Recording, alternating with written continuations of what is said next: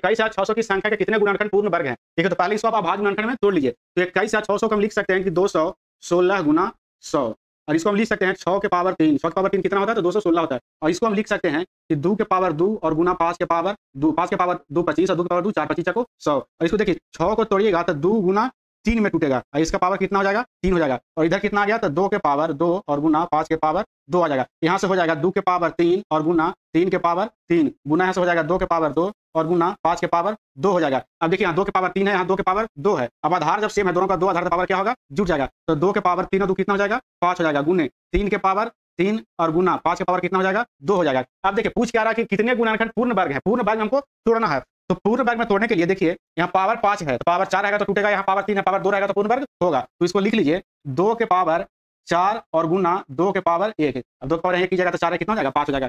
उस तरह से इसको तोड़िएगा तो 3 के पावर 2 पूर्ण वर्ग में टूटेगा और 3 के पावर 1 रह जाएगा, 2 कितना हो जाएगा? 3 हो जाएगा। अब इधर बच गया 5 के पावर 2 बच गया। अब यहाँ से देखिए अब 2 के पावर 4 को 2 के पावर 2 के हम पावर कितना लिख सकते हैं? कोष्टक बना करके 2 लिख सकते हैं। ठीक है, उसके बाद देखिए 3 के पावर कितना है? 2 है, 3 के पावर 2 है, तो इसको हम लिख सकते हैं 3 के पावर 2, ये पूर्ण वर्ग बन गया। 3 के पावर 2 क्या है? पूर्ण वर्ग है। ठीक है, अब यहाँ से देखिए कितना है? 5 के पावर 2, तो 5 के पावर 2 क्या बन गया? पूर्ण वर्ग बन गया। बच गया कौन? बच गया 2 के पावर 1, इससे हमको कोई मतलब नहीं है। बच गया 3 के पावर 1, इससे भी हमको कोई मतलब नहीं है।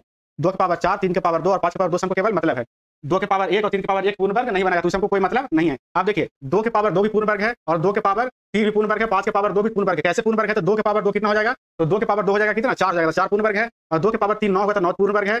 और 5 के पावर 2 होगा कितना? 25, तो 25 भी पूर्ण वर्ग है। अब देखिए इस पे कुछ पावर 1 चढ़ा दीजिए, ऐसे दोनों पे, इस पे तो पावर 2 चढ़ा हुआ है, इस पे नहीं तो पावर 1 हम चढ़ा दीजिए। अब देखिए यहाँ से अब सबके जो पावर है घात है उसमें 1 बढ़ा करके गुना कर दीजिए तो पूर्ण वर्ग का संख्या निकल जाएगा। तो यहाँ से देखिए पावर से कितना है? 2 है, तो 2 प्लस 1 गुना यहाँ से कितना पावर माथा पे कुछ नहीं तो 1 चढ़ाए थे ना, तो 1 और प्लस 1 यहाँ भी हो जाएगा 1 प्लस 1, यहाँ से हो गया 3 गुना 2 गुना 2, 3 दूनी 6, 6 दूनी 12, यानी 22। ऑप्शन कौन सही है? तो ऑप्शन ए हमारा करेक्ट आंसर है।